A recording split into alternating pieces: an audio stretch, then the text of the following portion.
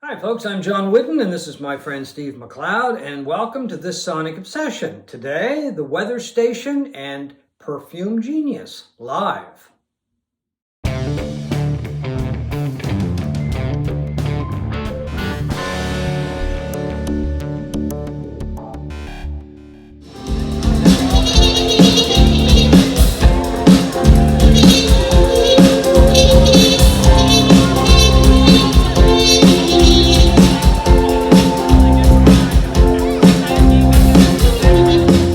Weather Station and Perfume Genius live, a little misleading. They're not actually live with us, but we happened to see them a few days ago. Steve and I, we attended the same concert. So what we thought we would do was, okay, what did you think and what did you think of the bands? So first of all, I'm going to pass it over to you. Let's do Weather Station first. What did you think of Weather Station? Well, I haven't been as enamored with them as you are over their recent album Ignorance, which topped a lot of the best of music lists, Including mine. including yours. Was Yeah. that your number one pick? Yes, it was, yeah. Yeah. So, I really didn't have a tremendous amount of interest in them. I'd heard Ignorance and all of that, but I really thought their music or her music, Tamara Lindemann's music, she's a central figure in the Weather Station, it really worked for me on stage. Yeah. They had a trumpet player and Yeah, she was fascinating. Yeah. She was really good. it worked better for me than the actual album did, so I was quite pleased. Yeah. I have to agree with you. I've listened to some live cuts because on Ignorance, there was a special edition of Ignorance, and it included the album, the original album, of course, and some other tracks on another album and some live recordings. It's nice. It's got silver foil on the cover there, right? Yeah, that's Ignorance. And I enjoyed the live stuff, but I got to say that she was much better. The band was much better. I don't want to say she because that's really not fair to everybody else in the band.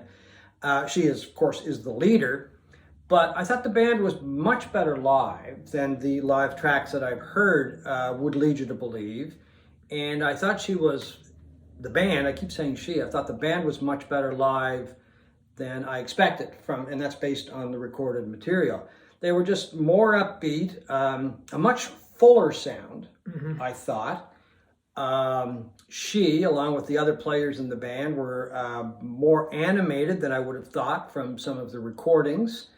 The band, I think, was much tighter than I've heard on the recordings. Because the one thing I do find about Ignorance and other recordings by the band, here's the CD that was released just before Ignorance. It's kind of melancholy, and I don't want to say sparse, but it doesn't seem as full as the whole sound did when they were playing live. Well, her sound is very folky. Yeah, right? And for those of you who don't know, she's a Toronto singer-songwriter who also has quite an extensive background as an actor. Yeah. Or actress under the name Tamara Hope. Quite an artistic background, and initially, I think her recordings were pretty just straight out folk music. Yeah, I think some of the early stuff, which I'm not really familiar with, this is when I clued into her and I said, okay, this band and this woman are really interesting. Kind of a Joni Mitchell-like voice. Yeah, very Joni Mitchell-like. But I found with listening to them live, seeing them live, they seem to have a lot more punch. And as I say, much more of a band. They are called a band, but a lot of the material that you see written about them, it's zeroed in on her. Yeah. And I guess that's fair because it basically is her group. I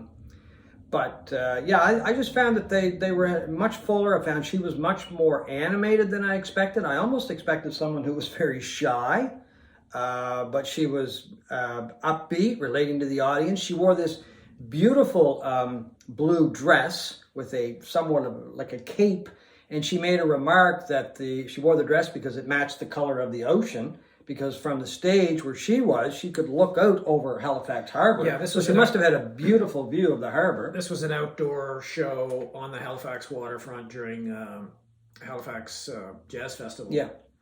And I was blown away by how of her intensity while she's performing. Like her eyes are closed a lot, and she was really getting into the movie or the music, especially when this woman who doesn't normally play for the band was a trumpet player from New Brunswick, New Brunswick, the neighboring province of New Brunswick, played on a number of songs, and it was this really wonderful free jazz kind of. Yeah, she added like Yeah. something that really just kicked those songs up to another level.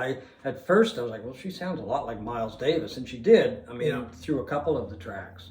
But Yeah. no, I thought it was really good. I was actually more pleased with her performance.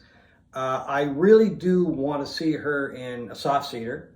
I don't think that's the perfect place for a group like the Weather Station to play outside on a stage and people standing in a parking lot looking at them.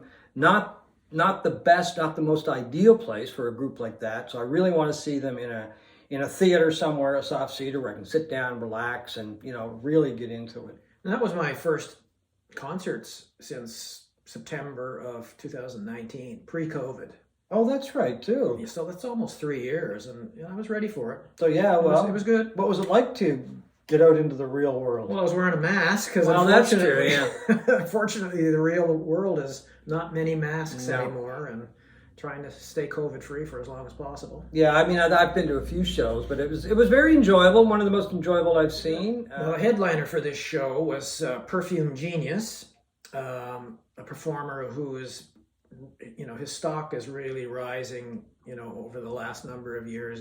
He started out making basically solo recordings, at home, very sparse recordings, and he strikes me, and I think I've mentioned to you before, that he reminds me a lot of a modern David Bowie. He had a lot of Bowie moves. That's one thing I noticed, and that's not to take away from his singing. I'll get there in a second. Yeah, but they don't sound anything alike vocally. No, I mean, no. although Mike Hadrius is the name, is Perfume Genius's real name, but he, like Bowie, his music is very artistic, and it's ever changing. Again, he like the Weather Station, grew from these kind of sparse homemade recordings, more folky sparse piano ballads, to music that is really sonically textured and interesting.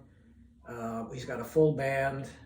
which the band was really good too. Oh, They were fantastic! excellent. Yeah. Fantastic, and his sound is evolving. It's always ever changing, like Bowie's was, and he's striving for art, and I think he attains that on a lot of his albums. I thought he was a really good singer. His voice was a lot of presence to his voice, and much bigger, much fuller, I think, than on stage than I've heard in the recording. He's got a much higher register than Bowie Yeah. ever did. Bowie was, fantastic voice, but he had more of a deeper voice than Hadrius has, and yeah. I think he's from Seattle, isn't he? He was Or lived in Seattle. Washington State, Okay. Well, I think he was born in Iowa and then moved Yes. around a bit. and grew up for the most part in Washington State, and he's gay, and he's become sort of this gay icon among the community. This would also happened to be Pride weekend when Oh, right. Yes, of we course. saw Yeah. him. So a lot of LGBTQ people were in the crowd and very supportive of him.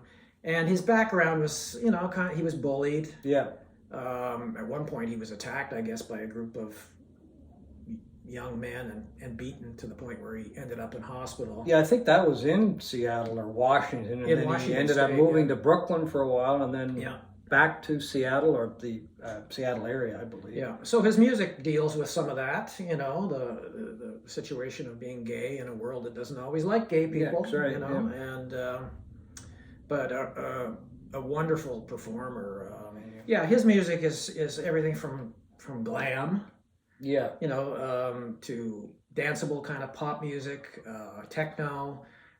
His band was very, very atmospheric, very electric, Yeah. and Well, something you don't see very often, the guitar player sat for a good most of it, yeah. portion of the show. I was on the very end, the guitar player stood up. Great guitar player. Meg Duffy. Yeah. So anyway, welcome back to the world of live music. I'd forgotten about that aspect. It's hard of to it. believe it's been 3 years. Oh, Almost no. 3 years. Well, you've got a couple big ones coming up. You've Yeah. got Porcupine Tree and Roxy Music. Yeah. So maybe you can do a report on those. If I don't get COVID. If you don't get well, let's keep our fingers crossed Steve doesn't get COVID in the next little while, or ever for that matter. Anyway, that was our look back at the weather station and Perfume Genius. So thank you for watching this Sonic Obsession.